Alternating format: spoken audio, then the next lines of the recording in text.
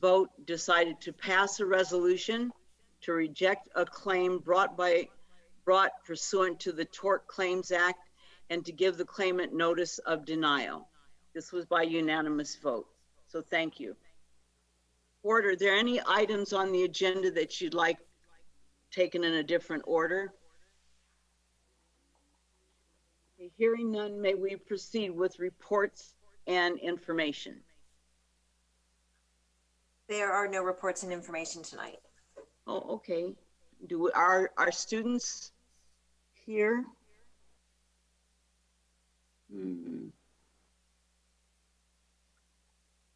Does anybody see if the students are here? President Riley, we're bringing them on now. Oh, okay.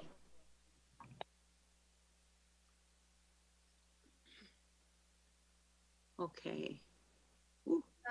Hi everybody. So first of all, I just want to say Happy New Year. So hopefully this year is better than the last, and hopefully we get back to school soon, because we all really want that.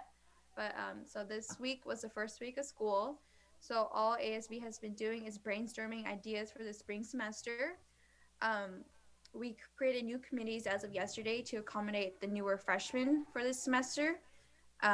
So we are continuing our last semester projects, such as the Student in the Spotlight, Staff in the Spotlight, and our Falcon 12 segment. That was a huge hit. So we are continuing that for the month of January. We are also looking for new community outreach projects, similar to the one we did last semester with the Senior Center. So we are brainstorming new ideas for that at the moment. And that is all I have for today. Okay, I'm sorry, hon. I don't think you told who you were and which school. Oh, I'm sorry. I'm Karen Kaur, and I am River Valley High School Student Board Representative. Thank you. Is Yuba City, are you here? Hi, I'm Kara, and I'm the ASB representative for Yuba City. Since school just started, we're really focusing on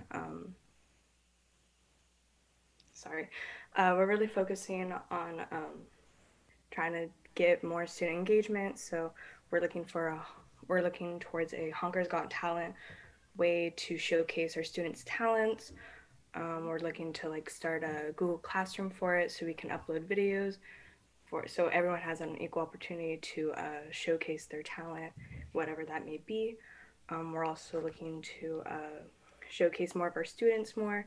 So through PBIS, we'll be having more student spotlight voted by students, and we're also looking to engage more in or I guess we haven't told RV this yet, so big news for that is we're looking to do another round of competition regarding kind of what we did last semester with the cans, and we're looking forward to that. And that's really it. Thanks, Kara. Is Albert Powell here? Is the rep from Albert Powell here? President Riley, no. Okay, thank you. The next item of business is comments from the public on items not on the agenda. I think I have a letter to read that was sent to us January 12th. That's today, okay.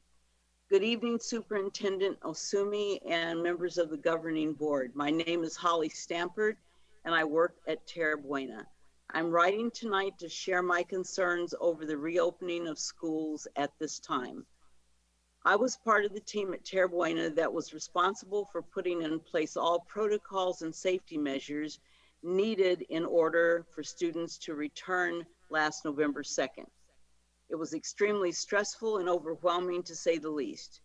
It did not take long before we began to see and feel the effects of Thanksgiving break, and we had to return to distance learning.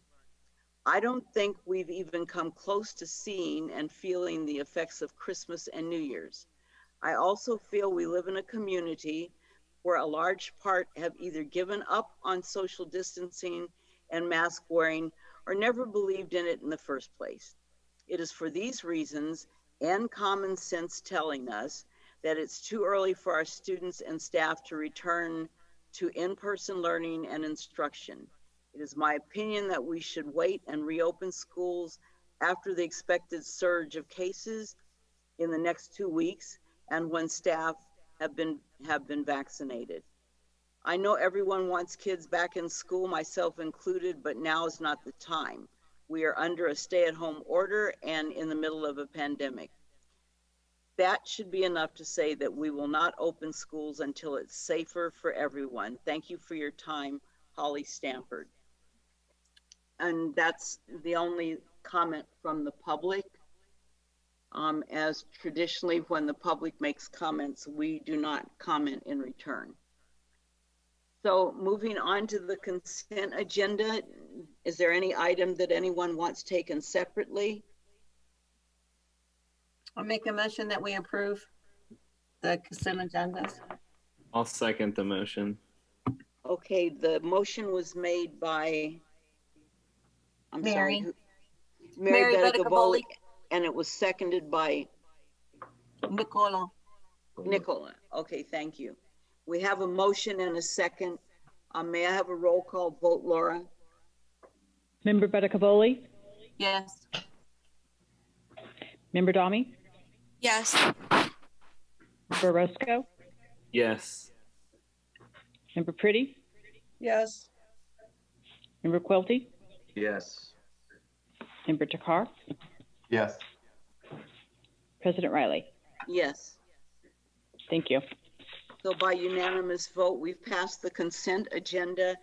We'll now move on to action items. 12A, 2021 reopening plan and timelines. This is a staff report. Ms. Osumi? Thank you, President Riley. I'm going to ask Assistant Superintendent Arongzeb to bring up the presentation.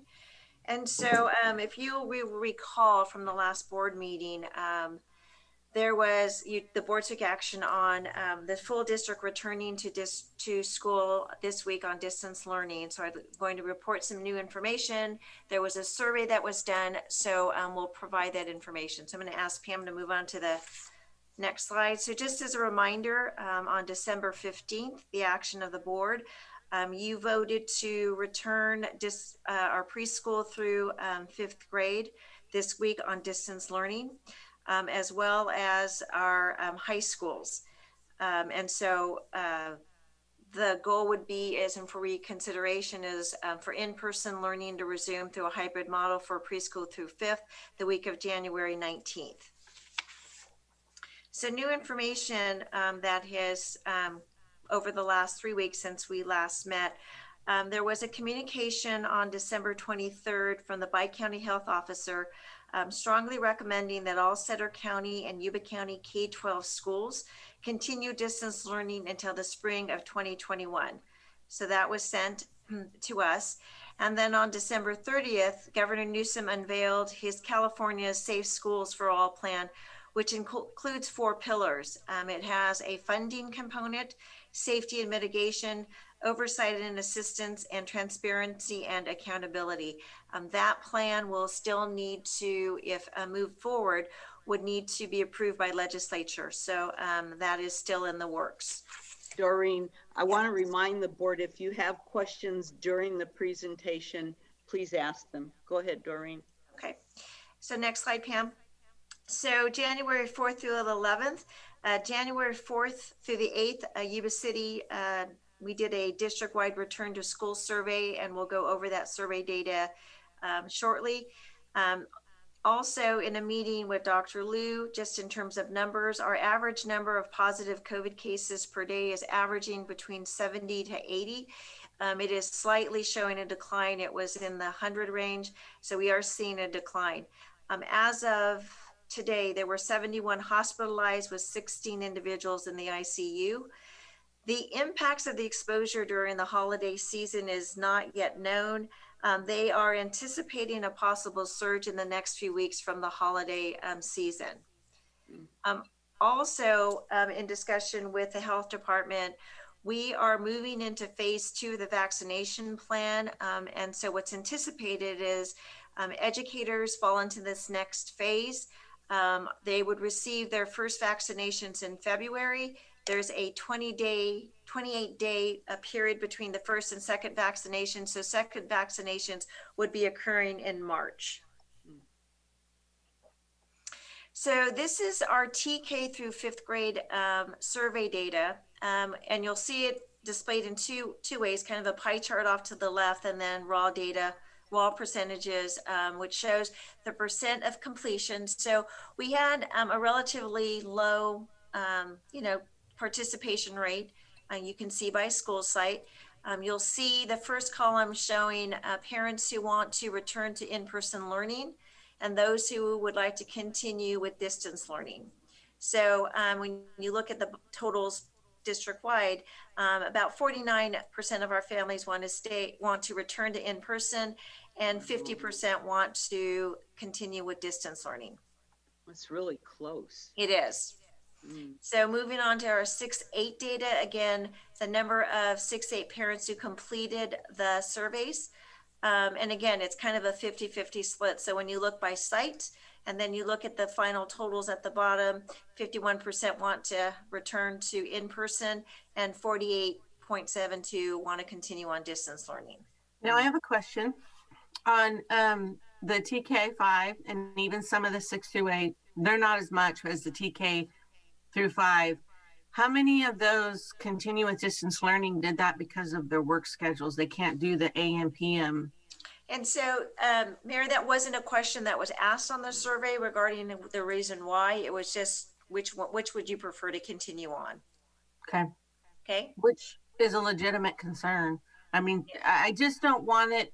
I feel like they want to continue with distance learning. It's not just because of COVID. Yeah. I just There wanna is a make that variety of clear. reasons why families want each of these choices. So, yeah, you're absolutely right. And the Okay, other and thing then- too is, it's other than Terra Buena, not a very high percentage of turnout and voting.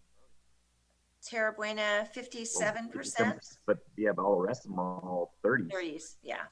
It's not good. Yeah.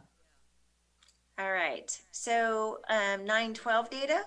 Again, we had a low. Yuba City actually had the highest participation rate, but again, it's about a 50-50 split. So you've got 50% of your parents who are really wanting kids to be in person, and then 50% wanting to stay on distance learning.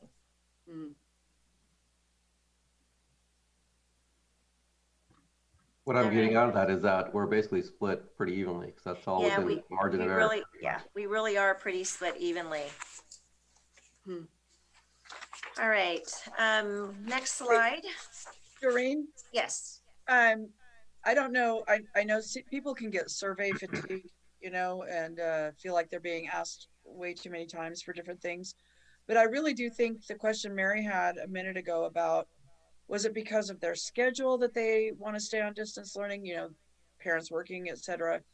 And with the high school, I'm just wondering if it's because of the hybrid model that we'd have to follow, that they'd just as soon be on distance learning than in person. I think. Yeah, there could be a variety of factors, Shelley. You're absolutely right. Finding out why might really enlighten us as to how to move forward. Okay, I don't know. Good point, Shelley. All right. So recommendations. Right now, this is my recommendation, and Cabinet's recommendation is that we, and I hate to say this because I feel like it's just one more pause, is though because of the anticipated surge in the next few weeks, is that we continue distance learning right now until February 1st for preschool through 5th grade. Same recommendation for 6 through 12 is that we continue for distance learning for 6-12 until we return to red tier. And so remember, I mentioned that we have 70 to 80 positive cases currently per day. In order to move into the red, we would have to average 7. So we're pretty far away from that. So that's just something I want you to consider. I would recommend that we consider resuming in-person learning via small cohorts, for our special student populations, which is something that's been recommended by the state as well as even our local health provider is that we consider our special populations. And then another component I've just added is that we are going to be moving into our vaccination protocols, that we consider implementing full traditional in-person learning in grades preschool through 12, so district-wide, when staff are fully vaccinated. So I know there's, conversation about the red tiers, the purple tiers, but I feel that once our staff is vaccinated, that we can bring students back for in-person learning. So that would be something for the board to consider. Two things, Doreen. When you talk about special student populations, I know the state categorizes foster youth within that too. So would you mind telling us what students fall into the special student population? So special student populations is you're exactly right, Jasmine. It would be our foster youth, our English learners, and our students with disabilities. And would transportation be provided for those? Well, right now we're obligated to transport our special students with disabilities. So it would be a function of availability of buses to be able to transport, because right now we're still following spacing protocols for social distancing. And that has caused a challenge for our buses to be able to get students from, home to school. So that would be something that we could definitely look at. And one last thing, just theoretically speaking, if we do proceed with this model, it would be end of March, early April before we have full students in the classrooms 5 days a week, correct? Because of the vaccination schedule? Yeah, the vaccination schedule would take us to approximately the first part of April. We have a spring break right at the first part of April. So yeah, so it's kind of early April would be fully everyone back in classrooms if families chose to bring them back to full time. Then the school year is almost over. Yeah. Yeah, that seems way too far out. You're basically filling the whole school year. Yep. During those special groups, is it because we feel that the learning loss is more prevalent among those groups? Yes, and that is why it's pretty prevalent for all of us, really. Right, but the state had identified that those being the most vulnerable students for the learning gap. But you're right. I mean, we've got students who don't fall into those categories who are struggling, definitely. And we don't know who they are. The sites know in terms of, but that would be also something we might want to consider in terms of, additional intervention to support our students who are struggling as well. So I think we just need to look at this more globally. I mean, if we're talking about, as Jasmine said, starting up in March, how much time do we have left for school? So school ends in early June. And the reason I think that one of the recommendations is, get staff vaccinated. I think there is a high concern by our health officer regarding the number of positive cases right now. And so that's why she'd like to see everyone vaccinated. It's not going to fix everything, but and then it also will get us past this winter surge. So I think that's her recommendation as to why she'd like to see us resume in spring of 2021. What is she basing the possible surge on? Similar to Thanksgiving surge, that families chose to, congregate, and that there were a lot of traveling out of state. So those are some of the predictors or indicators that there would likely be a surge. And so again, they saw the surge after Thanksgiving. It's tapering off again, and it might not happen, but the predictions have been pretty accurate statewide regarding kind of what's happening with our COVID numbers. So right now we're basically 12 days out of New Year's already. So usually within 14 days you've gotten your surge. Yeah, that's really, why Christmas was already much further, just like a week before that even. So I would think if the surge is going to happen, we'd be seeing it right now. Mm-hmm. Well, I think they're anticipating it within the next week or so. But it could be that we don't have any, and that would be a great thing. Well, and the other thing they're not talking about is it's a 99%, success rate of recovery. So, Well, I that's mean, just for fatalities, not long-term consequences. And let's not minimize that 4,000 plus people are dying every day. I don't think anybody's minimizing that. It was just a statement, but go ahead. The other issue is, board, what do we want to do?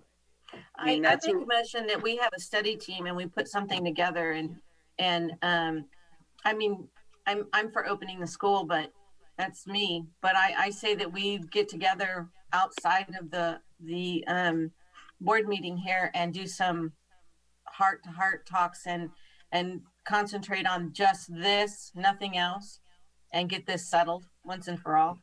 Yeah, in the interim, I agree with the superintendent's recommendation to look into cohorts for those students who are most in need.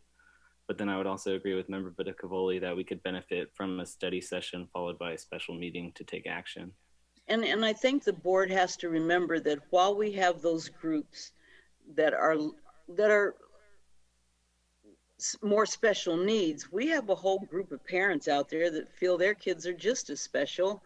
And what are we doing for them? And Mrs. So to bring back those three groups because of the loss of learning, and we really don't know the impact that this has had on other students and their loss of learning. I think almost every family could tell you they have one child who's getting it and another one who's just given up. And I think one of the things that we forget to talk about too, it's not just the academic piece, it's the social emotional piece, which right now, in my opinion, is something that I look at more so than academics, because it's been a year almost that the kids have been out of school. So, you know, I hate to hear about suicide risk assessments that are being conducted right now, you know, and that's something that's near and dear to my heart. And I think that we need to take a look at that side as well, because it's not about just special education students or English language learners. I think the social emotional impact it's having, it doesn't discriminate against any, you know, category of student. Right? If that makes sense. Yeah, it does. Yeah, I mean, I'll be honest, I really don't want to wait until April. I mean, then you might as well say, what do you got, like April and May left? It's only 2 months. It's actually April 12th, according to Doreen. Sorry to cut you off, Sarb. If it's first week of April into spring break, the week of the 5th, so it'd be April 12th. And what is the returning if there's only a month left, you know? Playing catch up, yeah. Basically 2 months, that's it. Do we have any way of actually speeding up the vaccine distribution to the educators?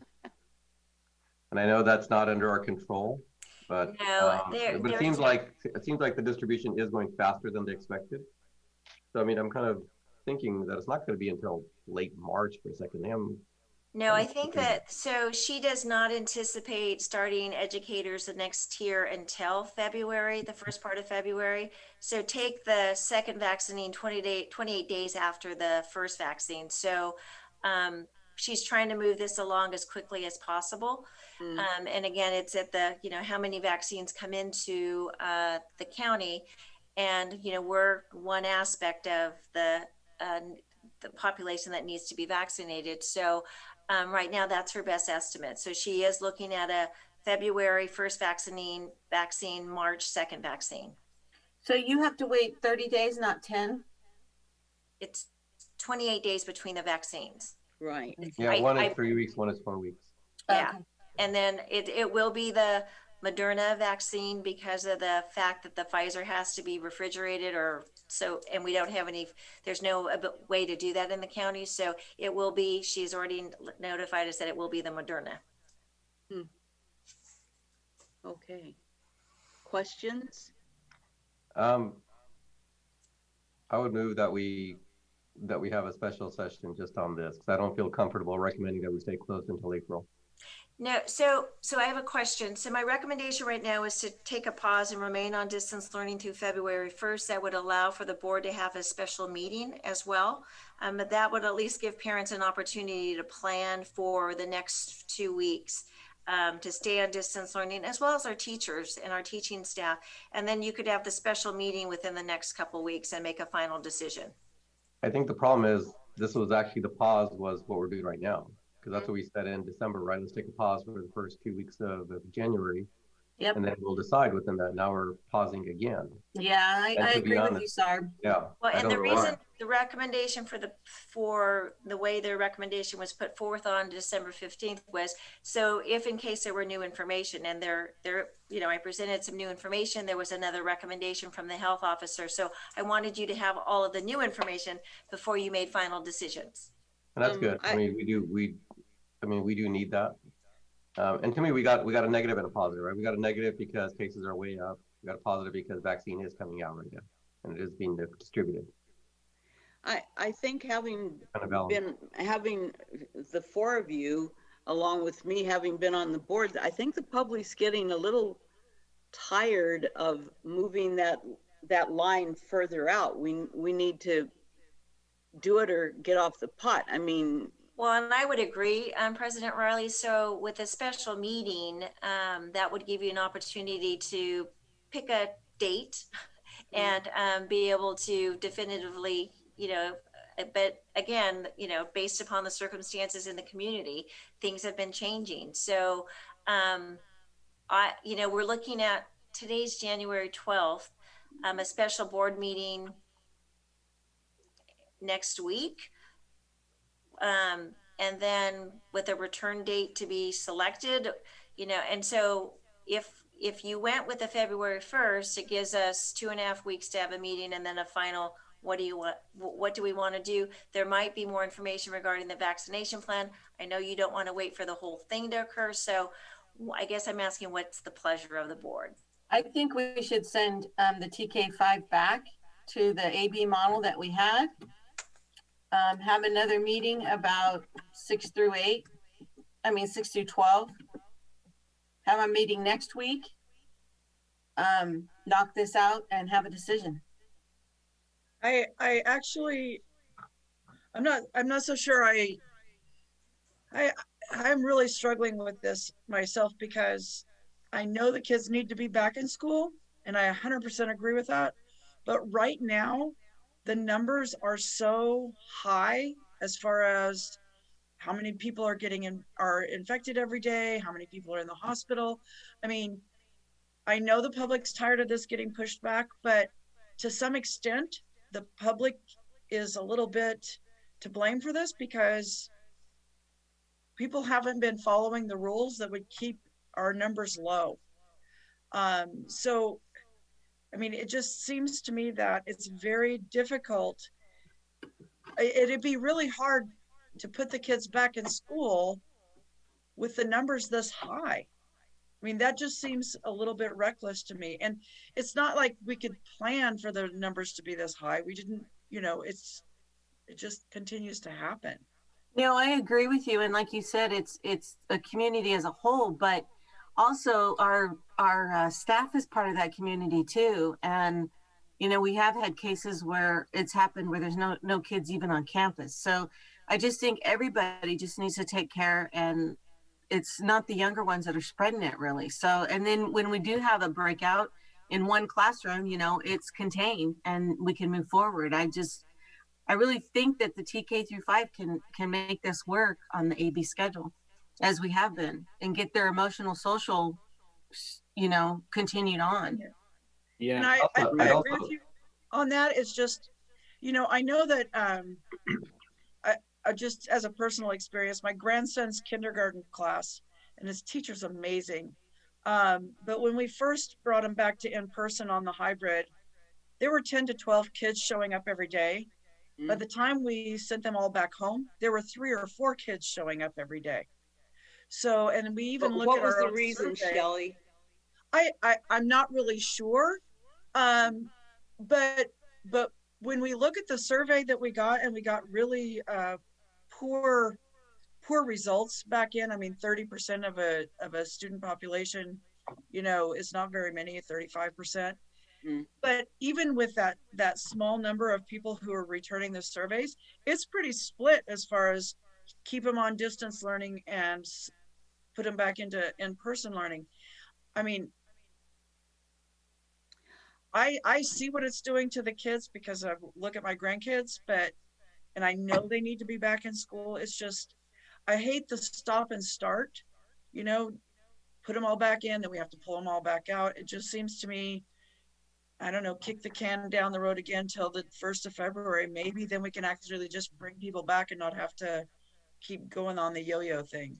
But I think also though that this community is looking to this board for leadership.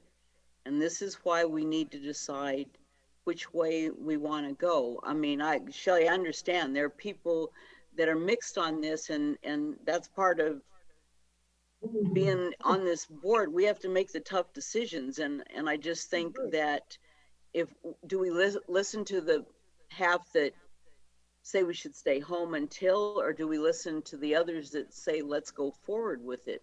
That's the reason that special meeting where the board discusses what are we going to do? What do we know now that we didn't know? I mean, at least 4 of us have seen this line move at least 5 or 6. You know, it just keeps moving back and forth. And the problem with all of that is when you start to lose the confidence of the public, you're in bad shape.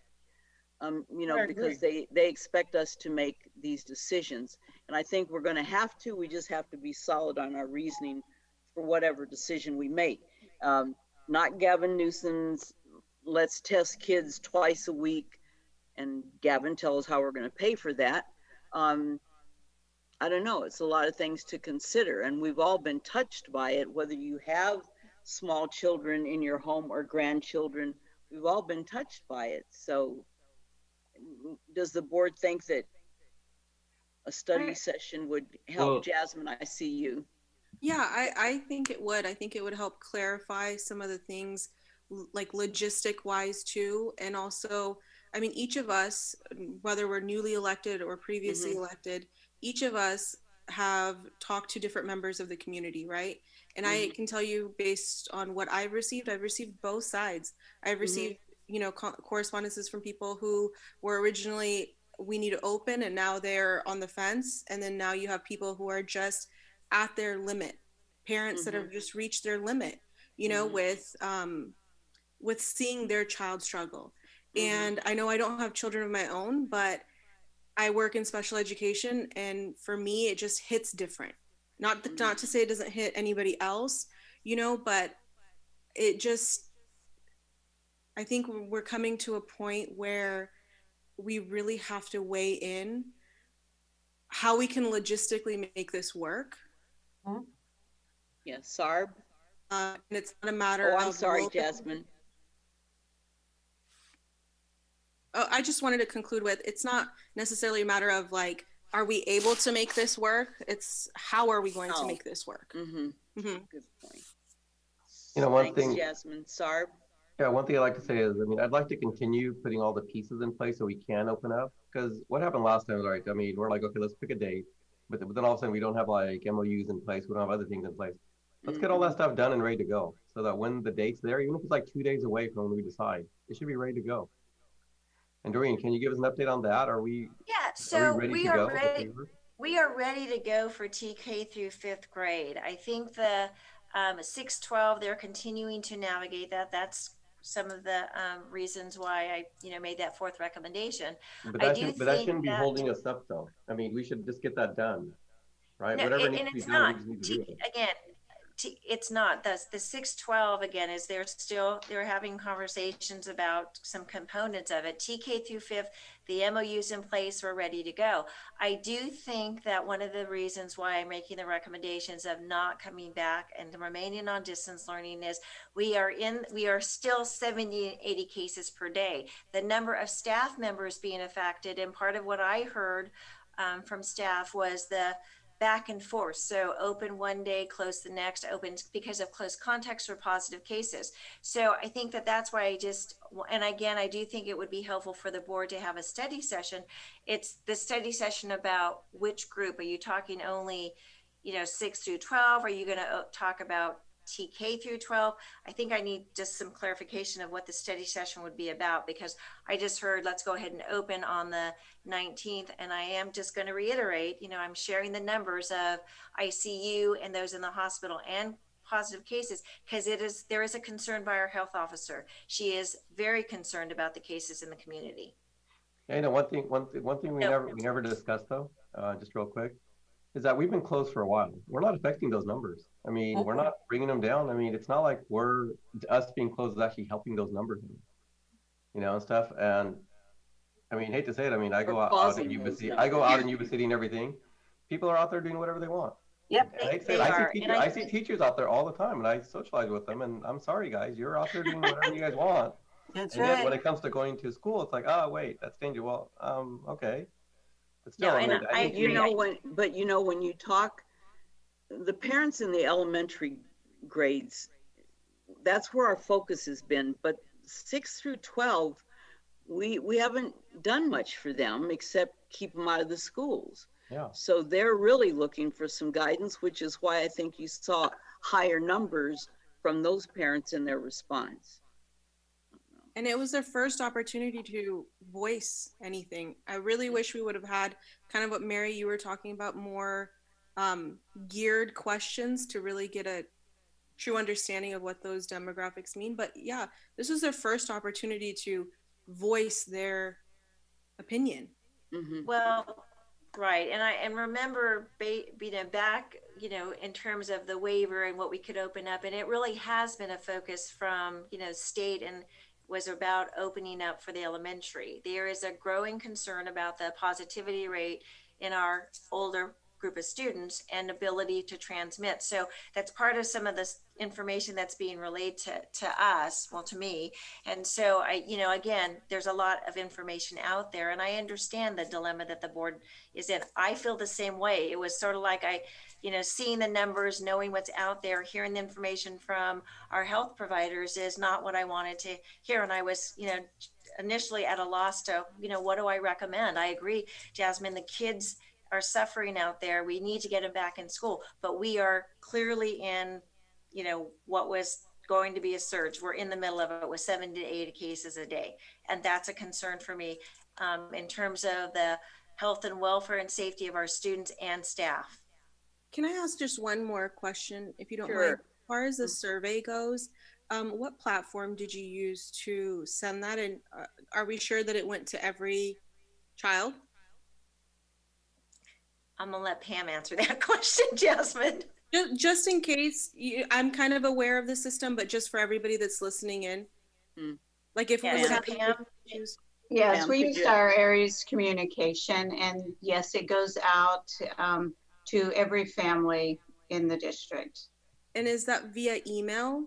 And if they don't, it's multiple platforms. So yes, it would go out via email, but it also goes out in a text and a phone message that lets them know they have an email waiting for them or a message waiting for them.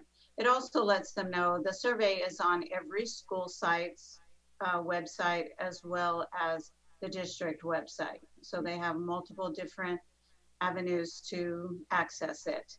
And actually, we have 50% across the district for 1 week, especially coming back from a holiday. That's not that low of a percentage for getting a response on a school survey like that. The schools then, now this week, they follow up students they haven't heard from. They will reach out individually and get the additional information. The survey is really to get the big chunk of information once, and then the schools follow up and reach out to all the additional families. That survey, it really helps the school to know who's planning to come back specifically, not just how many kids want to come back. No, specifically who plans to come back and who plans to continue on distance learning, so they can reorganize classes as needed. But it doesn't look like you really even know that, because not all of them responded. Well, that's why the schools follow up. You can't, you're never going to get everybody through a survey, because not everybody wants to participate in that format. Now the schools have a base of information. They know who's responded and who they need more information from. And then the school starts phase 2, which is that outreach.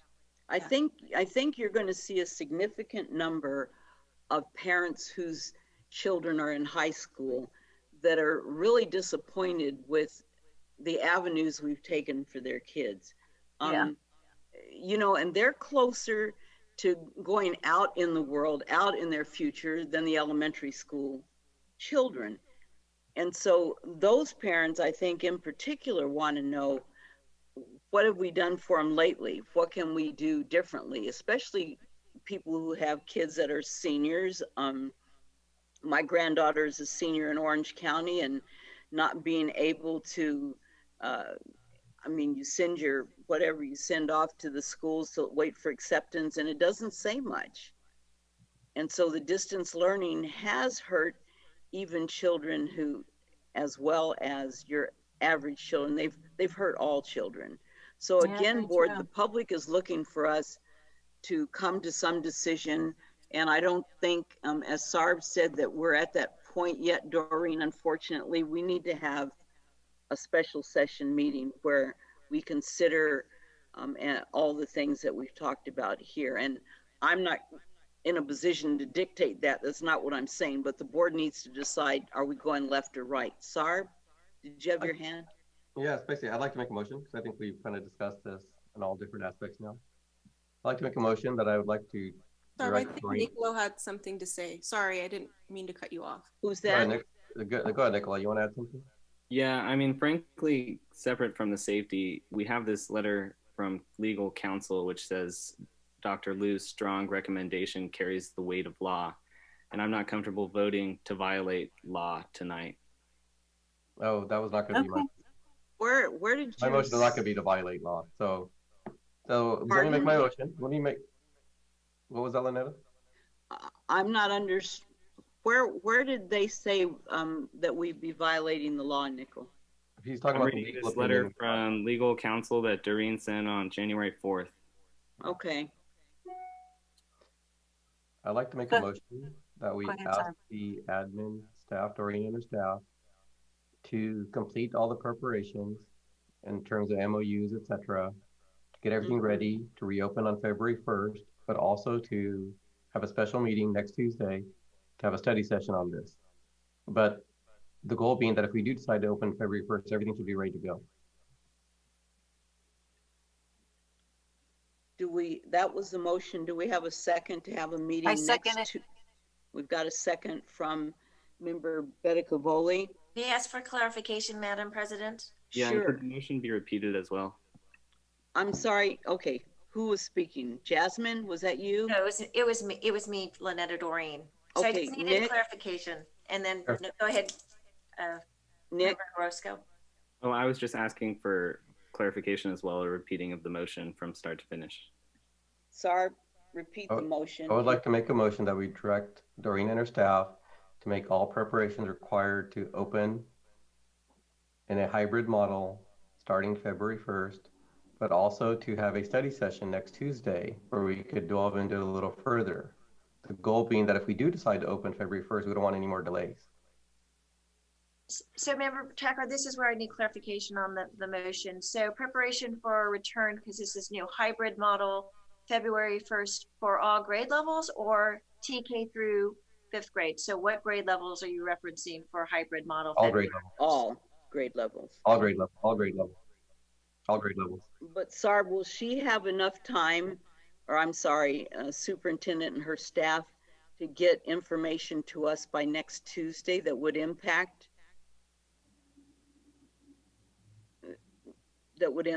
any decisions made during that meeting?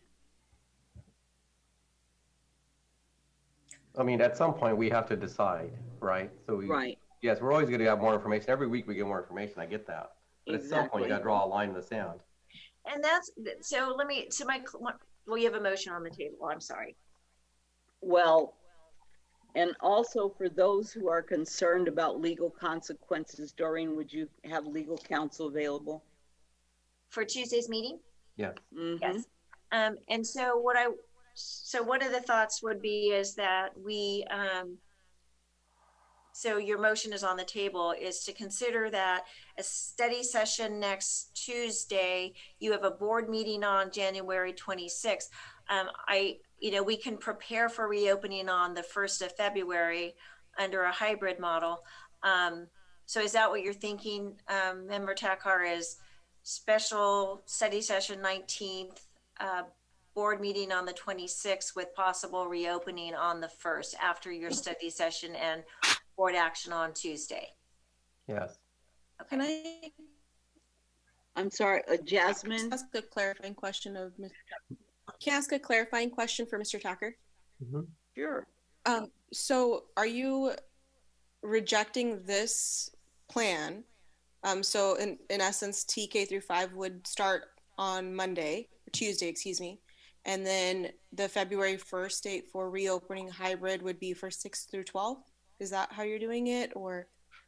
I think we already approved TK through 5 opening Monday. Did we not? It was an approval from the last one, yes. Well, yeah, so we already approved that, so I'm not rejecting this. That's already there. But the recommendation for from Doreen is that we push that date back as well. So that's why I was just wondering if you wanted to separate your motion, maybe. But I guess I don't know really how to navigate through that. Well, yeah, and that's why I was asking for clarification, Sar, was because I understood that the February 1st date was a return to hybrid model for all grade levels. And so that would give the board an opportunity to discuss the impacts and for all grade levels on the special session with formal action on the 26th. So if I, because right now you're recommending, you're in your plan, you're recommending we delay everything. Correct?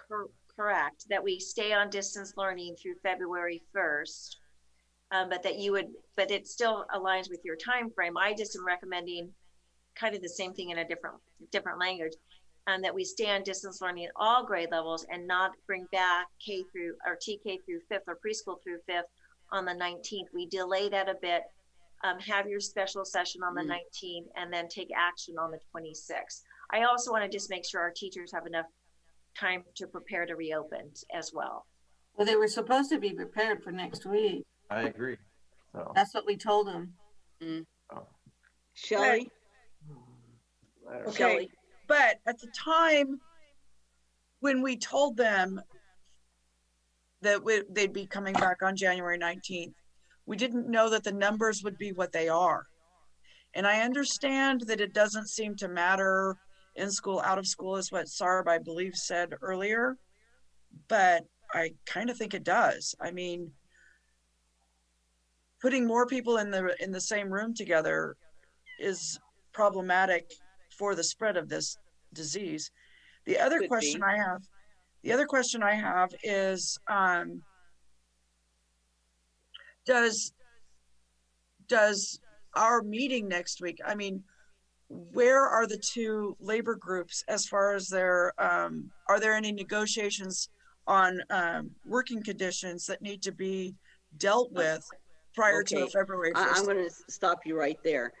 We make the decisions, and then the cabinet figures out with the labor, how do we make it work? We cannot depend upon how we negotiate with them to determine how this board needs to respond. I understand that. I'm just asking as far as a timeline, if that's even doable. Well, Sarb, what was your motion again? I thought there was something included in that. He said to have the MOU ready.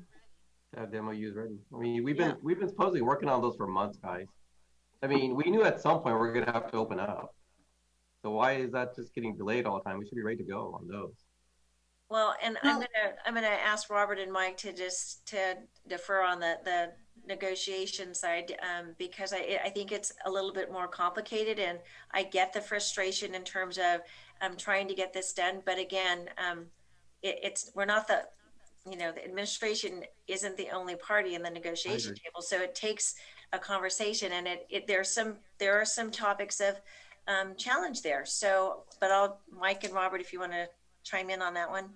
Yeah, well, I'll jump in. So we have negotiated to do hybrid learning from JK to 5, and if the board directs us, we are prepared to start back JK to 5 on the 19th. Or superintendent currently is recommending that move to February 1. On the secondary side, 612, we are still in negotiations as to how to return back in a hybrid model 6 through 12. And one of the hangups that has been there is under the purple tier, we're not to return back 612 to face-to-face learning. So again, we would need to know, is the board directing us to put a model together under purple tier to bring students back to hybrid? We'll begin to work on that because that's what the board's directing us to do. But I do think you should hear from legal counsel what problems would entail opening up in purple tier with 612. So when you mentioned we've been told not to come back in purple tier, is that a local recommendation or is that a state level recommendation? The purple tier is a state and local recommendation. Okay. The thing I don't understand is Roseville, Rockland, Sacramento, a lot of them have all been in these tiers and they never once closed down. I mean, Roseville's as big, if not bigger than we are. And students have still been going to school.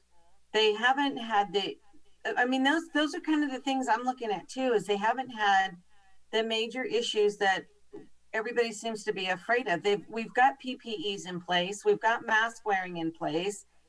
I mean, that's the same thing we're doing when we go to Home Depot, when we go to Bel Air. It's the same thing. And the kids have to sanitize their hands. We only have 12 kids that are going into a classroom. And as Shelley even pointed out, towards the end, there was only 3. So I think we have everything in place. I mean, it's the same thing that's in place when we go out into the community with our children, with their children. I don't have any children anymore, but I have grandchildren. I mean, you're in probably closer contact with people when you go into the stores than you are in some of these schools because of all the stuff that's in place, all the safety measures that we have. They got to be 6 feet apart. They got to wear a mask. We have plexiglass. We have sanitizer. We're sanitizing the classrooms in between.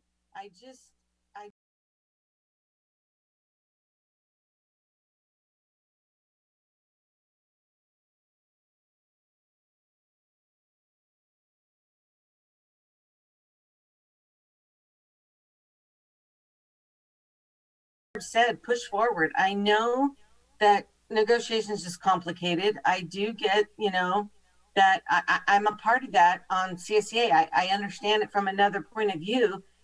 It is a point of contention that it has to be done, but I think everybody needs to come together in the room, CTA, CSEA, our administration, and somehow we have to come up with some agreements for the kids and all pull this together and be able to get our kids back in school. I know the numbers are out there. I really do. I've lost someone very close, very, very close to me to COVID.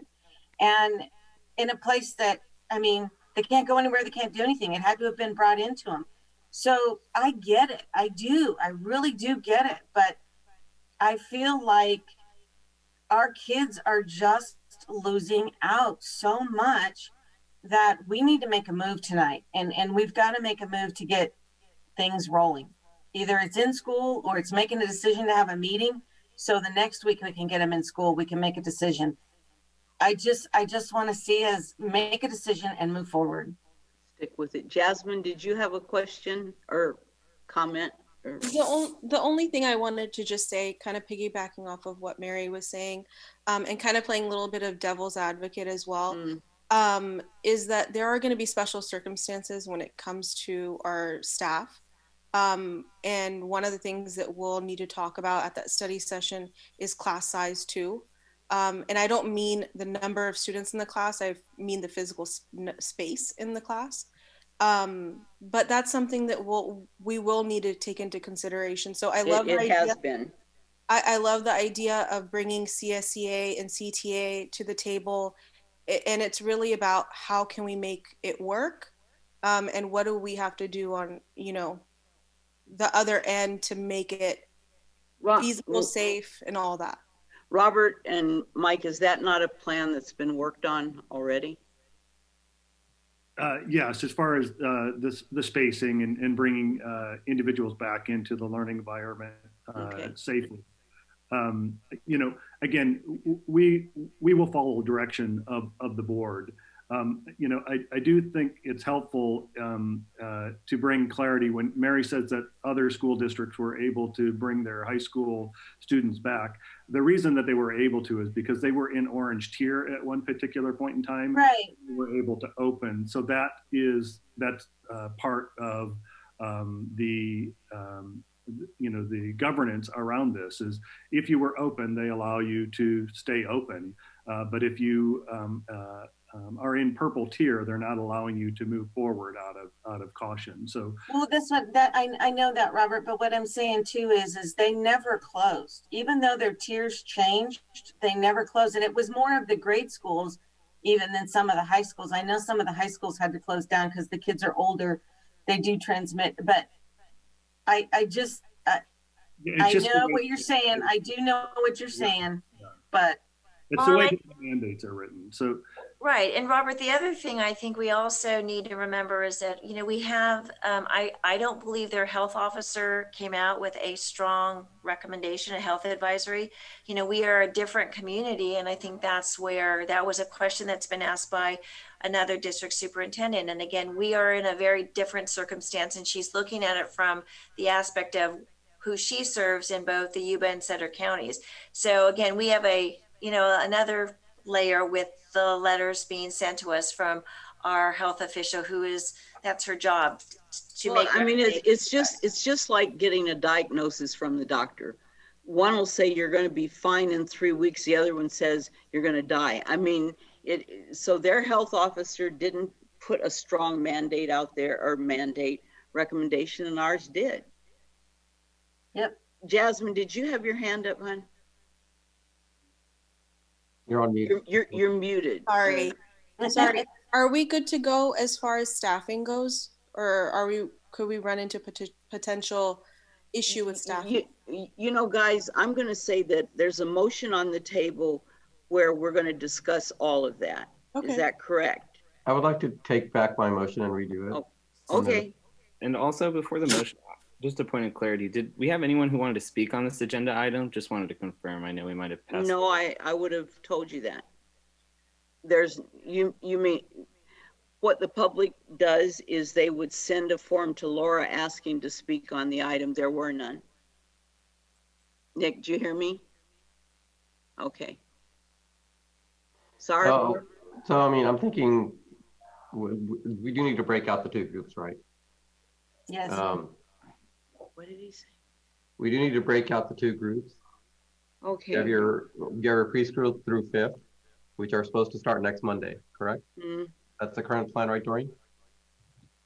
The 19th was the recommendation, on the 15th, depending on the current information. Oh, that's because Monday's a holiday. You're right. So I would actually like to consider them first. And I would like to, do we even need a motion to keep that plan in place? Or is that already the plan? Well, my comments on the 15th is that was the anticipated plan, and that there would be new information. We'd have new information at this meeting. So I would recommend that you make a motion regarding TK through 5th and 6th through 12th, regarding whatever your pleasure is. If I'm not mistaken, December 15th, weren't our numbers higher than they are now? Yes, they went down after schools closed. Okay. Well, we were never in I think we're at 52 average right now. Yeah, that's what I thought. I mean, our numbers are going down. And deaths are definitely going down. And I mean, let's face it, schools didn't affect it. We haven't been open in a while. Yep. So I mean, we're not affecting it. So I would. So Sarb, you changed your motion. Please restate. Tell the board what you're. I'd like to make a motion that first for the preschool through 5th that we keep to our schedule of opening on the 19th, and then we'll consider the other one separate.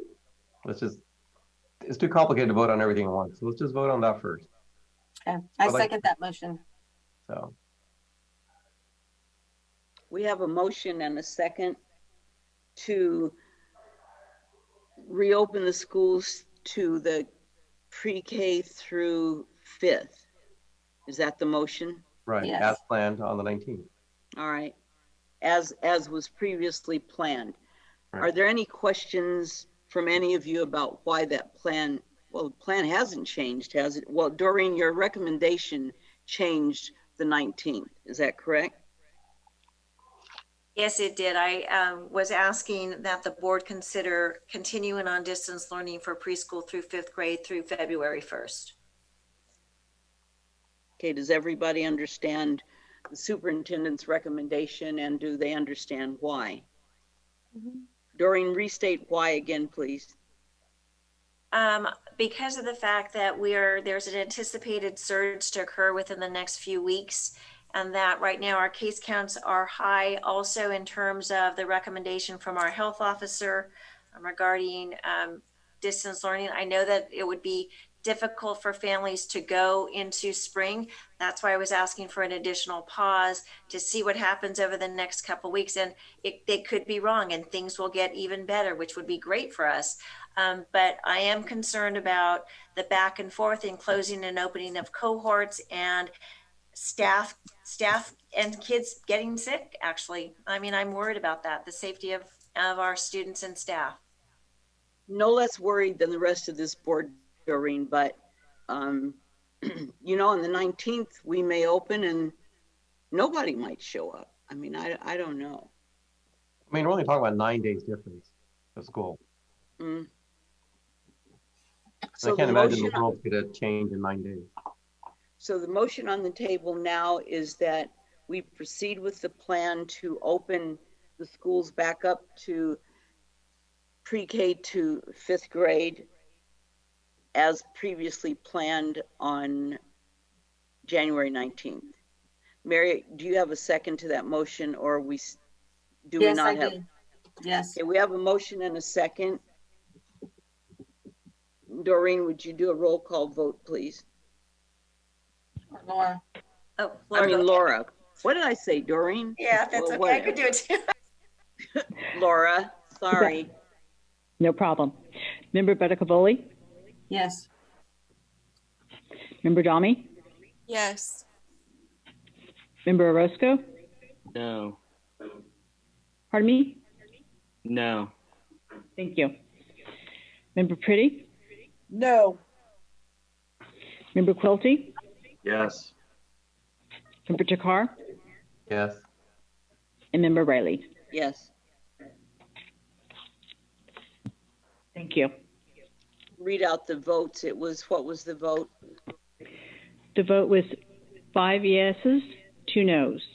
The motion passes. All right, thank you. Is there another motion about the special meeting? Yes. Now I'll make my second motion. I'd like to make a motion that we have a special meeting to consider 6th through 12th. We target opening on February 1st, and we get everything in place to do that, but we defer the actual decision until we have our study session. Does that make sense? Yep, I make a second to that. My head went somewhere else. Can you repeat it again, please? Sorry.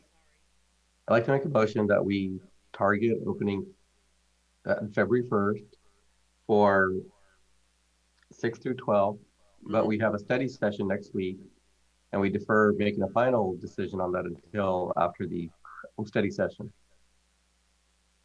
So you, okay, so targeted, you made the motion. Yeah. You made the motion, Mary made the second, but you're not asking for a roll call vote. You're asking that it be left on the table?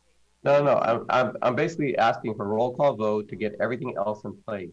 So we set it in motion, so we get all our MOUs done and everything else to target February 1st. But we will have a study session to make a final decision on whether we are actually opening February 1st or not after the study session. So we're going to vote. We're going to vote to open February 1st, contingent upon there you go. The information that we have at the study session. That is a better way of putting it. Yes. Of course. That's why you're the president. Okay, we have a motion from Mr. Takar and a second from Ms. Member Betticavoli. Roll call vote, Laura, please. Member Betticavoli? Hold on a minute, hon. So does everybody understand what the motion is? Well, I'll put it this way. Is there anyone who doesn't understand? that he's recommending Could we separate the open for study 6 session through 12. and the action? Pardon? Could we separate the study session and the action? I feel like it's two different things that have been rolled into one. I agree. How would you recommend separating it? Well, I would ask that you make a motion that we have a study session next Tuesday to look at reopening the schools. And then if you have a motion separate from that, I would ask that you make it separately. Okay, but they're both intricately linked. Okay. I would recommend we target opening on February 1st. Is that what you want? And then separately, I would do a motion to have a study session. But I mean, those are really linked. They really need to be linked. Well, they're linked because the decision we make could, well. I liked how you put it, Lynetta. I'd like to make a motion that we target opening schools on February 1st, contingent upon our decision after our study session next week. Well, and so I'm going to caution the board, through a study session, you won't be able to take action unless you want to call it a board meeting. So a study session, there would be no action taken. So you could only take action on the 26th or schedule a special board meeting. So I think what Member Roscoe is saying is, you know, separate the two. If you'd like to take action to hold a special study session on the 26th, that could be, and that doesn't really even need an action item. You could just direct us to schedule a study session. And then the second would be is if you are saying we're going to open 6 through 12 secondary on February 1st. I think that's what he's asking, is to clarify what the two motions are. Is that correct, Member Roscoe? Yeah, I believe the study session and the action are separate. Okay, we can agree to disagree. Sarb thinks that one influences the other, but Sarb, make your motion as you believe it's appropriate. No, but the problem is then if you pass the motion up on February 1st, we may rescind it. And that just looks like we're being indecisive. And all I'm saying is we probably do need that actual study session. We're not being indecisive. We're actually asking for more information. But we want to have everything ready to go if we do decide that time to go. We don't want another 2-week delay. So however, and remember, Tekar, the staff can prepare, and they have been preparing to reopen under hybrid. So I don't want people or anyone or the board to think that the high school and the secondary administrators are not prepared to open under hybrid on an AB model for 6 through 12. They've been preparing for that since this whole thing started.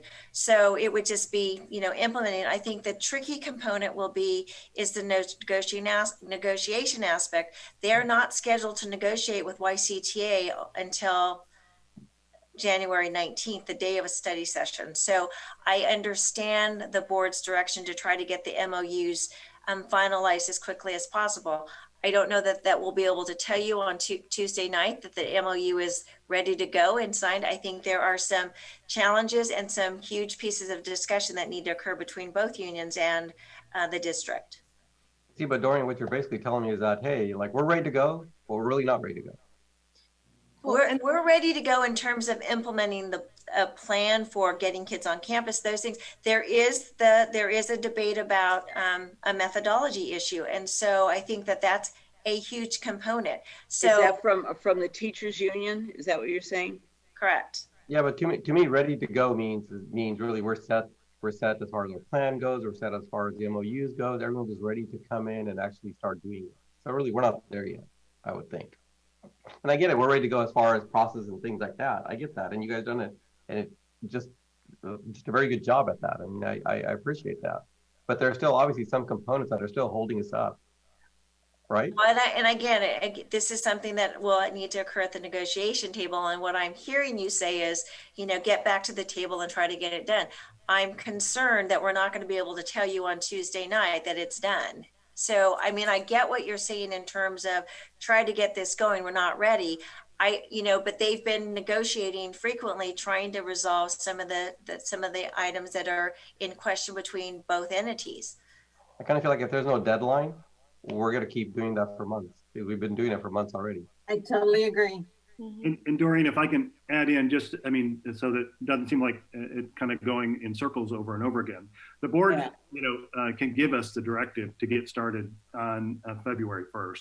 And we will have to go and negotiate the impacts and effects of that. But you set, as Board President Riley said earlier today, the board sets the direction for, for the academic programs inside of the district. And if the direction is to get us moving February 1st, again, we have been planning to put a model together so that hybrid learning could occur when we get there. The issues from the union perspective is basically about models of instruction and safety for staff and students. And those things will be negotiated and continue to be negotiated. But ultimately, if you say get back to work February 1st, that's what we work toward. I think that the public needs to know why we're moving slowly or why we're moving quickly.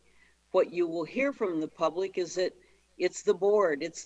They don't want it to start. And if it's impacted by negotiations with the union, the public needs to know that. I believe Robert said it well in terms of, if in fact and I think that's why Member Roscoe is asking for the separation of the clarity of the action item. If you are directing staff to open on February 1st, then that's the direction of the board.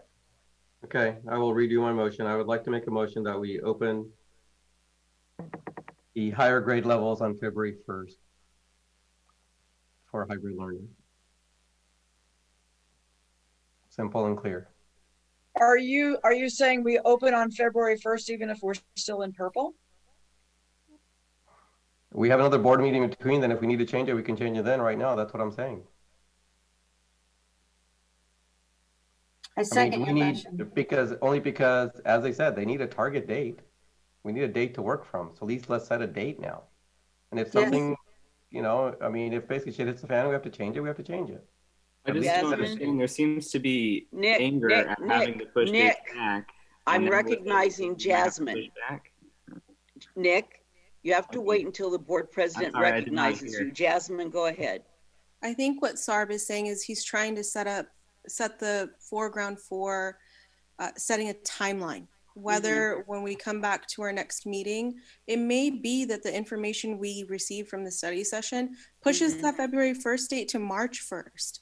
Maybe we want to make sure that the teachers get the first round of the vaccine. It could be that. It could be a whole lot of things. But I think what Sarb's trying to do is just set a timeline. And I think I saw Dina raise her hand too, and I don't know if it's appropriate, Lynetta, whenever I will recognize, as I told you, Dina, I will recognize her comments when it's time to hear from the union reps, not during board deliberation. Go ahead, Jasmine. Oh, sorry. That's all I was trying to say. That's all I wanted to say. Okay. So we have a motion and a second to bring grades 6th through 12th back on February 1st. Did I state that correctly, Mr. Tackart? Yes, you did, Madam President. Roll call, roll call. Laura? Member Betticavoli? Yes. Member Jami? Yes. Member Roscoe? No. Member Pretty? No. Member Quilty? Yes. Member Takar? Yes. President Riley? Yes. Motion passes 5-2. Okay, is there another motion for the special meeting? I don't think we need a motion, but I would like to direct that we have a study session. On Tuesday, the 19th, is that right? Okay. That sounds good. And that doesn't need a motion. That's just a request. Jasmine, go ahead. Doreen, will you have enough time? Because I think with the CTA negotiations, I think you had mentioned that it happens after work hours or after school. Will you have enough time to allocate enough time to, talk to the unions and then talk to us afterwards? Well, so we could do the study session at 5, generally negotiations, and Mike and Robert, I don't know what the agreement was with YCTA, is generally they negotiate till about 5:30, but we could have the study session after that. So they could give you an update on what's occurred and discussed on the 19th. And please, if I could just request to the union that's here, I'd really like to get really their true and transparent of like, these are the challenges that we're going to be facing. So that way we're able to just kind of take a look at all of them, whether it's on a board or whatever, and really go through each and every one. Because in order to make an informed decision, we really do have to make sure that we're addressing all those concerns. Mike, would you and Robert be prepared to tell us what those challenges are? The union, Jasmine, the union reps will not be at that meeting, but yes, I mean, we can talk about the challenges that have come up at the negotiating table. Well, it's a study session of the full board, so it is an open meeting. Yeah, it's a, I was, that's why I was thinking, yeah, they might be there. So I think it'd actually be very helpful if they were there. I think so too. Well, it's an open meeting, so they can be there. So we have a motion. No, we don't have a motion. We have a special board meeting scheduled for Tuesday the 19th, beginning at 5:30 or 6. What's best for the board members? Either way. 5:30 is fine for me. We let Doreen decide that. Yeah, okay. What's best? Okay. Is it a special board meeting or is it a study session? It's a study session. Study session. Thanks, Shelley. I didn't know if those were just semantics or if it was. No, that actually makes a difference. So thank you.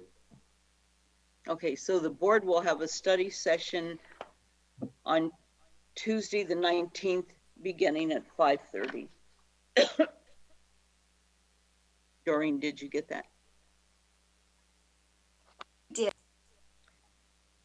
I said, did you get that 5:30? Yes, I did. I'm sorry. Okay. All right. So then, are we done with that right now? Okay. So the next item of business is board reports and information committee reports. I don't have any committees. No committee reports. Communications, comments from employee groups. Ms. Lukens. Dina? You're. Thank you. Good evening, board members and members of the public and members of staff. I'm Dina Lukens, President of the Yuba-Sutter Teachers Association. Comments I might have made are somewhat different based on this board's decision.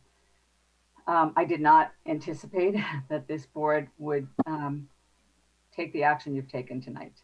I had heard in advance of the recommendations of the superintendent, heard in advance the recommendations of Dr. Liu, and even understood the law or the guidelines and the rules of the game to be that I had no reason to anticipate that this action might occur tonight. I had hoped that this board might delay the action to return K5 until February 1st to allow our community a little more time to recover from the holiday surge that we anticipate, to allow our community the time to continue to isolate after a holiday of gatherings that might spread the coronavirus. We are so close to the finish line. I know this has been hard. It has been hard on all of us in so many different ways. Yesterday, I introduced myself to a new class of students. This is my first time on a 4x4 block.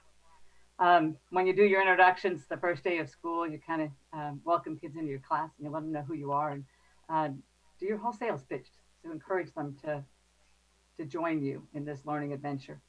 The quote I shared with my students yesterday, one of the quotes, because I encouraged them to do a slide deck to tell me about them and pick quotes they care about. The quote I picked, or one of the ones I picked yesterday, was, "Life is not about waiting for the storm to pass, but learning to dance in the rain." And I viewed that as my obligation as an educator right now. And quite frankly, my mantra for living, that I don't get to pick the storms my life may go through, but I do get to pick how I react to those storms. And I do get to help my students to begin to look at, yes, this is really hard. And we have the opportunity to learn resilience and strength from each other, to act with love and kindness So this is an opportunity for all of us to learn from one another. It may look totally different than we ever anticipated, but so much learning is going on. I know it's been hard. I know we all want to be back in school, but health and safety of our community is paramount. I will acknowledge that the case counts in the Yuba-Sutter area did peak right about the time this board made the decision to return students to the distance learning mode. And after our schools were shut down, the new case counts began to decline slightly. However, they are still 10 times the rate that would put us under the purple tier. We still had 14 deaths in the Yuba-Sutter area in the last 7 days. That may be a decline to somebody. I can't tell you the exact numbers because I don't have the death count of every day. But those are members of our community that are dying. This is not situation normal. I have approached this board on a number of occasions to share with you my deepest fear is that we lose a child or we lose a staff member, and that our children contract this virus and take it home to grandma, and they have to live with grandma died. I get it, this is hard, and you are charged with making really difficult decisions. This decision was one I didn't expect you to make. So I had hoped that you might make the decision to delay the return for K-5, because I really did believe that if we could wait till February 1st, we might get some stability. Your K-5 teachers would tell you some of the challenges in teaching in hybrid were the in and outs. It wasn't the, do we shut the whole school down, but it's a whole cohort of students moving into DL and out of DL, or the student who exhibited one of the symptoms has to stay home for 10 days, and now they're home, they're not in school. You had 10 students in the classroom, now you had 3. The fluidity of the situation made the learning environment challenging. But it was only a hope that you might give us more time to wait till February. Your decision tonight to bring 612 back on February 1st is startling.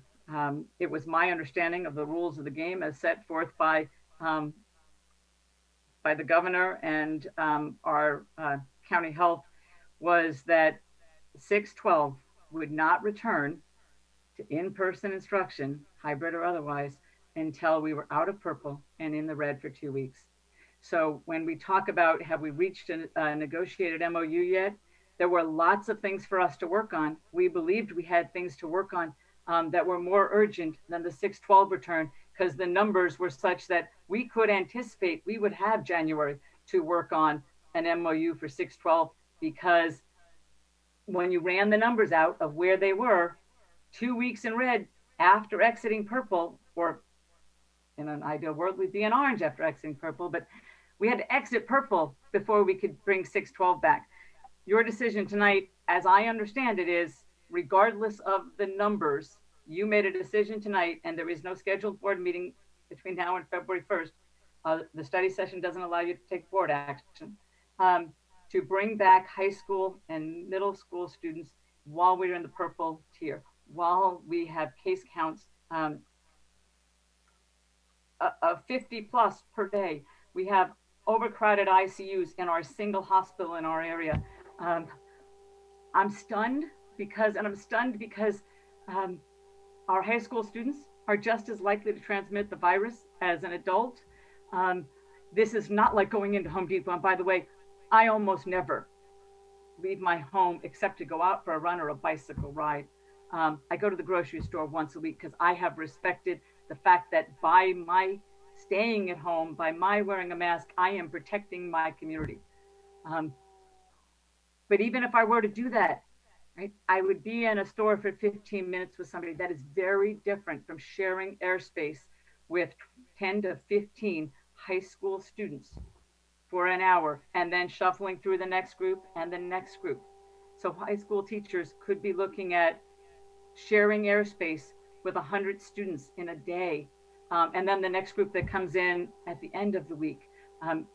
We are placing our students and our staff at risk if we come back in purple tier. I recognize you've made a decision. I recognize that There was no opportunity for me to speak during your board deliberations.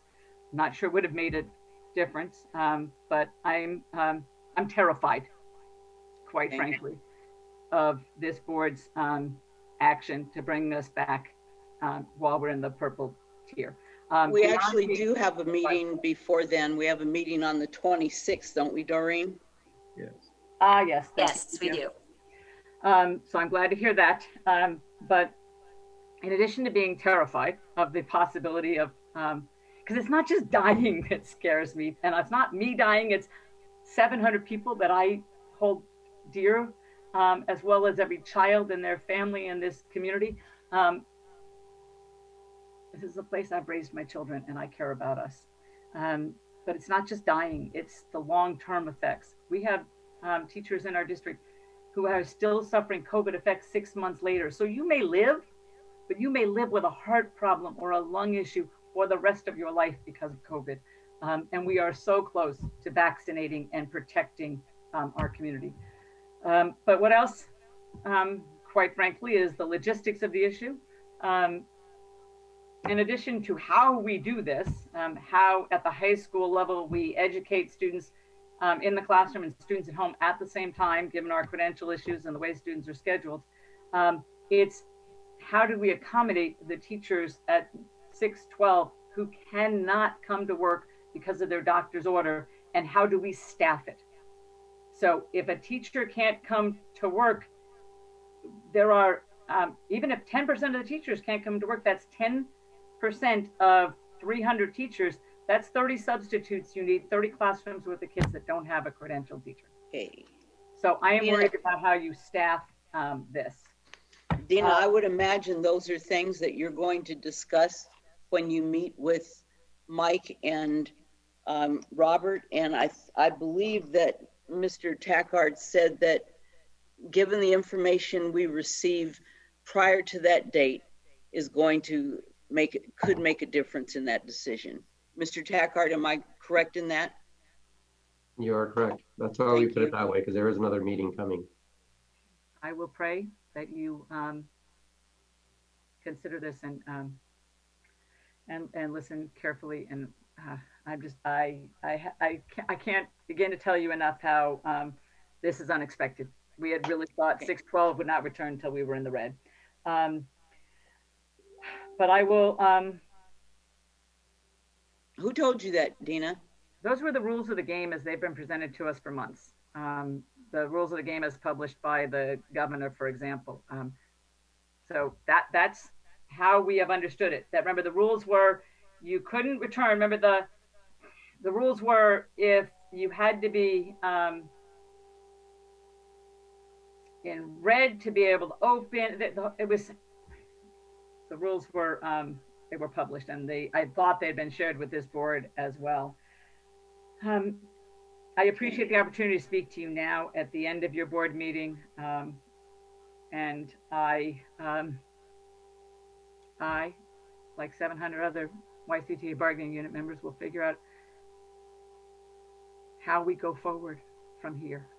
But I do feel as though there's a lot of I have a lot of concerns about this, and I guess I can wrap it up with that we will be at the negotiations table and try to resolve some of these issues. Thank you. Appreciate it. CSEA. Good evening, Madam President, board members, Superintendent Osumi, staff, and community. Happy New Year. As happy as it can be. We are still in purple, and we are not on the edge of purple. We are still very, very deep in purple. This reopening, it's in-person learning, it needs to be slow and thoughtful.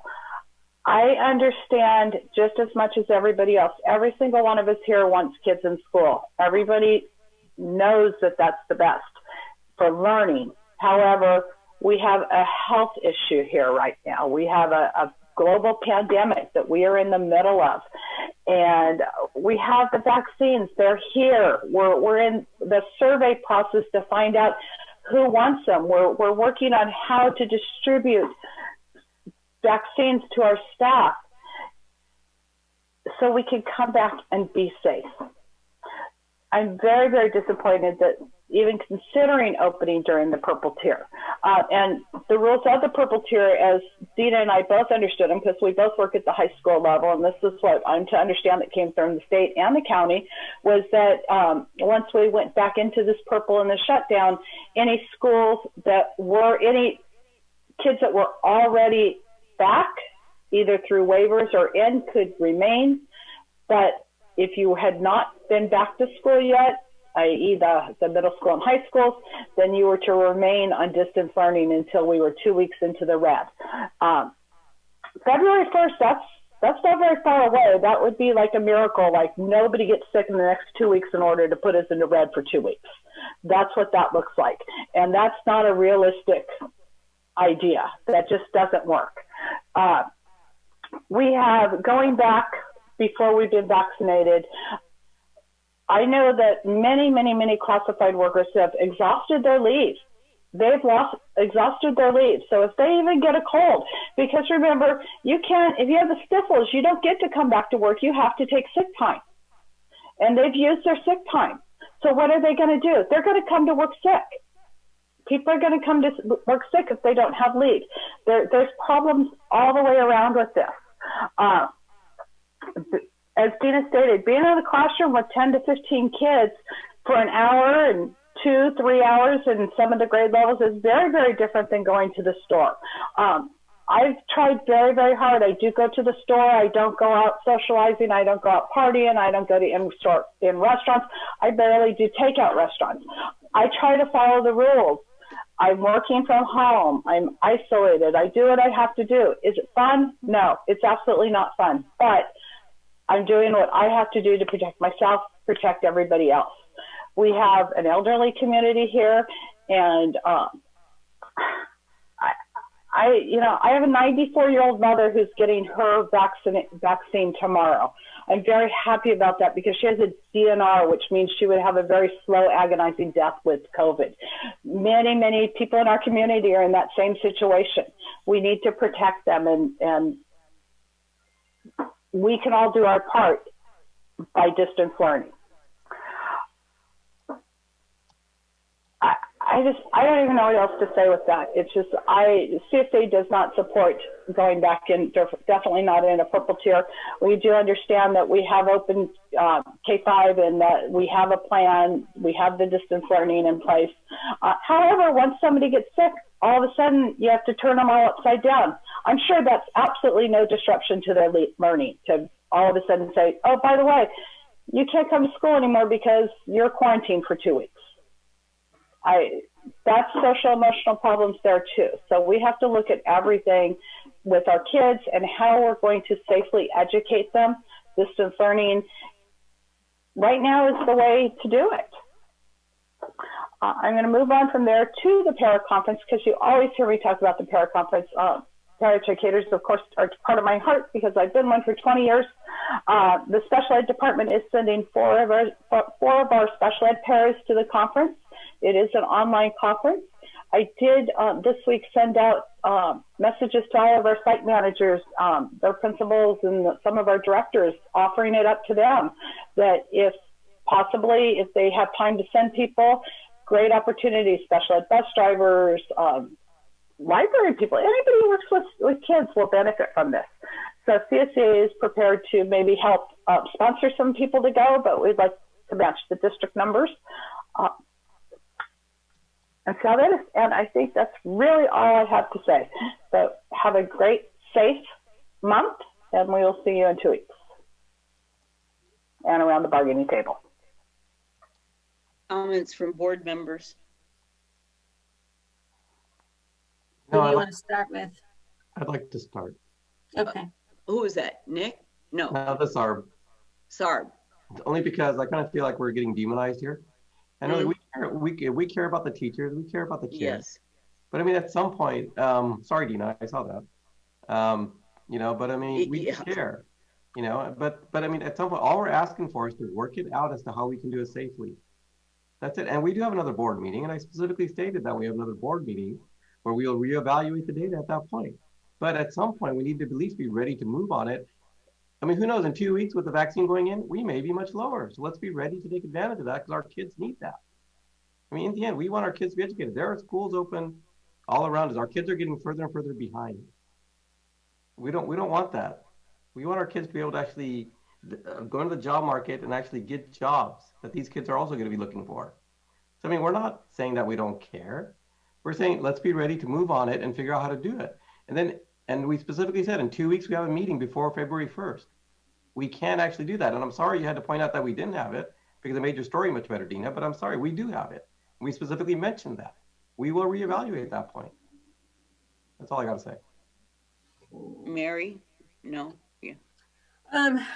I agree with Sarb. And I know that there's so many different opinions on both sides of the table on this. And, you know, and I hear people saying, you know, how it affects, you know, the families and everything. And like I said a while back, I had people very, very close to me pass away to this virus. And it's a scary thing, but we can't, I'm not even going to go there because it's just going to get a lot of bashing. Anyway, I understand everybody's concern. I really do. I understand everybody's thoughts. I'm listening to them. I'm hearing them on both sides of the table. There's people that want to come back. There's people that don't. We have to, at some point, we have to come up with a decision to do what we feel that what you voted for us to do to be the right thing. And that's what we're trying to do. It's different everywhere. I get that. But I also get that this virus is everywhere and there's places where it's high and people are fine. I know the hospitals have a lot of people there. The ICUs are tough. I also know that in our hospital locally, we've lost staff just because of the way the hospital's being run. So part of that is the staffing. It's not just COVID. It's other things in the mix. And I really understand. And I want to see the survey of how many people returned the survey to say that they will actually get the vaccine, because I've also seen that go in different ways that they don't want to get the vaccine. So I hear everybody's concern. I'm there. I'm in the middle of it. I work for a county office as well. And so I'm in it every day. And I'm sorry that it has to go this way, but at some point, we have to think of those kids and we've got to get them learning. I'm watching so many that aren't handling this well. I don't want them sick, but I want them to have their best foot forward to be able to move on into the future, especially those seniors. They need to be able to move forward. So I'm sorry. I know I made a lot of people mad tonight, but I'm sorry. I'm doing what I think is right. And I'm working with the board. I'm working with the public. And we're going to have a session next week. We'll work on it some more. It may change our minds. It may not. But all we can do is work on it and work on it together and hope that the best foot goes forward. So good luck, everybody, and stay healthy. Thanks. Anyone else? Jasmine. You know, I agree with what Sarb and Mary and even Lynetta, what you're saying. It's a tough place to be in, tough position to be in. You know, you have people that agree, people that disagree, but as far as my perspective on that, I mean, I've asked Doreen for the numbers of staff that have those medical notes. And I think that, like, I want you to realize and to know that I believe every single person who has a medical note is entitled to that. And for the people who don't have a medical note, they're entitled to be safe. And, you know, and I think that I speak for the entire board, that if there's a plan that comes forward that doesn't ensure safety of all, that we will make the appropriate decision. At least I know I will, to make sure that each and every person is safe when they come to school. And I just want to finish with, I understand the social emotional piece, the academic piece, but for me personally in my career, I've had to experience things with the toll that it takes on a child when they're abused in the most horrific imaginable way you can imagine. That's what runs through my mind when we keep pushing these dates back. because I feel like I'm a mandated reporter, and if I can't get eyes on that child every day, how am I supposed to know? And so that's what I'm leading with. But I want you to know that I also want to take into account that every single person is entitled to be safe when they come to work. And I'm all ears when it comes to making it a safe environment for everyone. Thank you, Jasmine. Mr. Orozco. You know, I'm greatly disheartened by some of the actions here tonight. And I think it's important that Superintendent Osumi presented a plan that offered to serve those students most in need. And we did not take action on that tonight. And I have great concern for those students who are in particularly high need of services. And I hope we can reconvene next week and really examine some of the ramifications of these decisions that were made tonight. Because like I said, frankly, I'm not comfortable voting against the advice of legal counsel, against the advice of a public health officer that all 5 Sutter County supervisors unanimously voted to hire as the most qualified public health officer not even a year ago. So that's all. Shelley? I'd just like to actually very much support what Nicolo just said. I know that kids need to be back in school. It's just unnatural for them to be distance learning. On the other hand, it's unnatural for us to be dealing with this horrible disease. And to even consider reopening while we're still in purple, to me, is reckless. And in my opinion, it is really just wrong not to take and listen to the advice of those who really know about the science of this disease. I'm looking forward to the study session. I'm hoping that it sheds a lot of light on where we are and where we're going. I would like to have kids back in school the very second that it's safe to do so. But I think putting a date on it, well, getting a deadline might be a good idea, but we've already said, you know, we keep pushing the date back and back. Well, when you set a date of February 1st, knowing that we are deeply in purple, you're just setting yourself up to have to push it back, which is why I voted no. I do hope that we have some sanity on this and that we don't even consider coming back while we're still in purple. And that's all I have to say. Greg, do you have any comments? I'm muted. Yeah. I'll see you guys at the study session.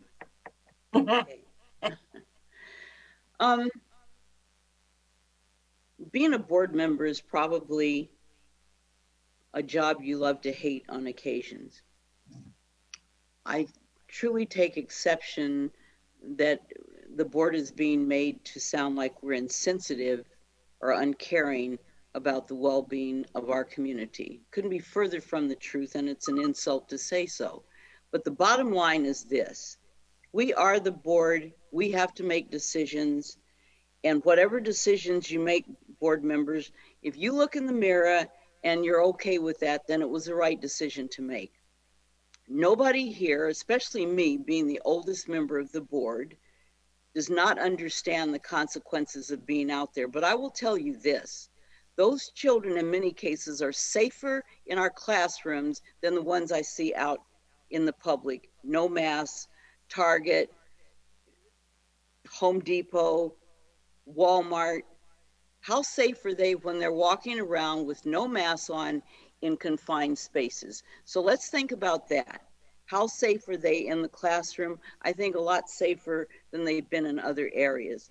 So board members, I want to thank you for having the courage to speak your piece and the courage to listen to your decisions.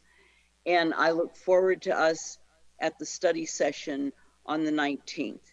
But board members, whether the community thinks it was right, wrong, or indifferent, it's called leadership. It's called not leaning one way or another. It's called leadership. It's called taking a stand. And for other board members to say to us it was inappropriate, foolhardy, I respect your opinion, and I respectfully respect not to accept it. So board members, if you get phone calls from the public, I'm sure you will be professional in answering those calls and answering those questions. Next order of business is from the superintendent.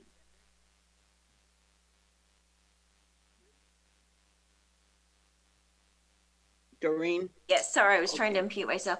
I just wanted to clarify something that I've received quite a few emails from parents regarding resuming athletic conditioning.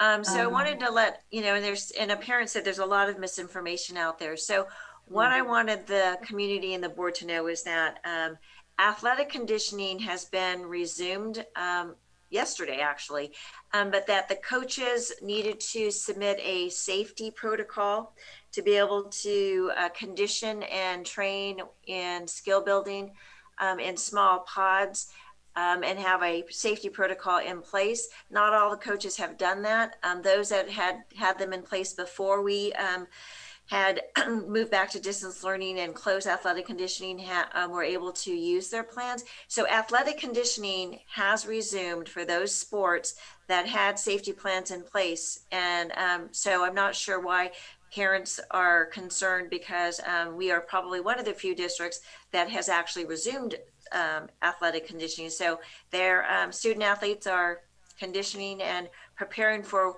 whatever season might lie ahead. We're still uncertain about when they'll be able to play. The sports are linked to the tiers. So, you know, purple tier sports can participate. And I think they're like cross country and maybe golf and tennis. But I shared that information with you. If you need it again, let me know. But athletic conditioning has resumed effective yesterday. That's it. Okay. And they've been fine. Pardon me? I said, and they've been fine so far. Yeah.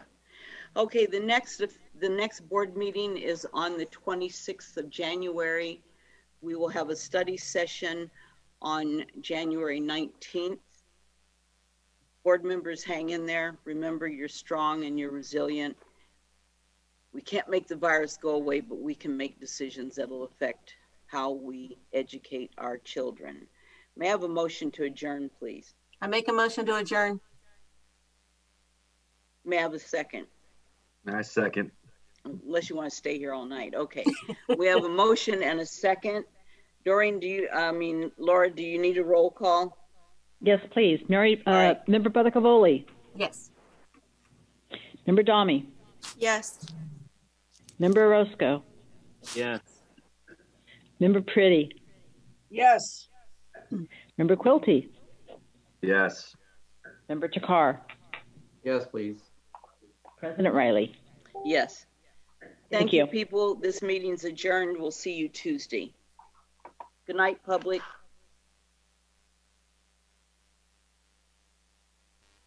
We can show you how live streaming can be simple and not expensive. You may already have the basic tools right in your hand, but it's more than just pushing live to communicate effectively. That's where Yuba-Sutter.live and Live Streaming YS on Facebook can help you. Make it easy to jump in. Just give us a call at 530-301-2931 or visit our website, www.yuba-sutter.live. Yuba-Sutter's home of live streaming and live streaming tools, live streaming services, technology, and training. Live streaming is Yuba-Sutter.live.